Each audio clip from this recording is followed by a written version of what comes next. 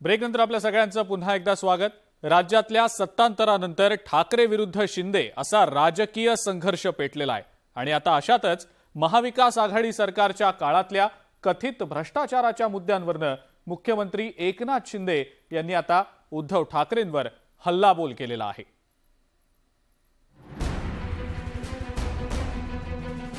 मुख्यमंत्री एकनाथ शिंदे यांनी पुन्हा एकदा उद्धव ठाकरेंवर जोरदार निशाणा साधलाय।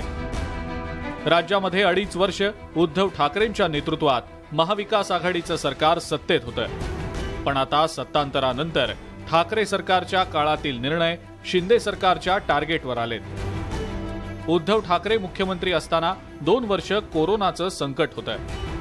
कोरोनाचा संसर्ग रोखण्यासाठी तत्कालीन महाविकास आघाडी सरकारकडून विविध उपाययोजना करण्यात आलेल्या होत्या, मात्र कोरोनानं शेकडो बळी घेतले।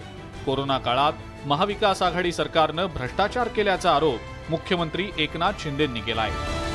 कोविड मध्ये लोक मरत होते आणि काही लोक एकेका ज्याची 4,000 रुपये किंमत आहे त्याचे 14,000 हजार रुपये वसूल करत होते। येईल बाहेर, नक्की येईल बाहेर। खरं तर कोरोना काळात भ्रष्टाचार झाल्याची तक्रार भाजपकडून केली जात होती। आता सत्तांतरानंतर शिंदेंच्या नेतृत्वातल्या शिवसेनेनं सुद्धा भाजपच्या सुरात सूर मिसळलाय। ज्यांना ऑडिट करायचं आहे त्यांचं स्वागत आहे, चांगलं आहे, ऑडिट नक्की केलं पाहिजे। गेल्या अनेक वर्ष या डांबराच्या रस्त्यांमध्ये 4,500 कोटी कोणी खड्ड्यात घालवले याचा हिशोब पण द्यावाच लागेल। मुख्यमंत्री एकनाथ शिंदेंनी थेट उद्धव ठाकरेंवरच टीकास्त्र डागल्यामुळे राजकारण तापलंय, तर शिवसेना उद्धव बाळासाहेब ठाकरे पक्षानं मुख्यमंत्र्यांच्या टीकेला हे प्रत्युत्तर दिलंय।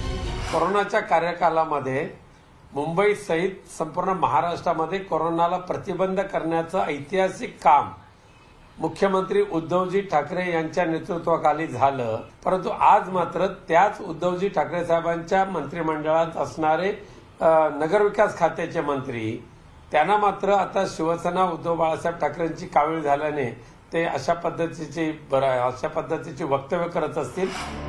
कोरोना काळातल्या भ्रष्टाचारावरून भाजपनं त्यावेळेला रान पेटवलेलं होतं। कोविड सेंटरच्या निर्मितीमध्ये भ्रष्टाचार झाल्याचा आरोप भाजपचे नेते किरीट सोमय्या यांनी केलेला होता।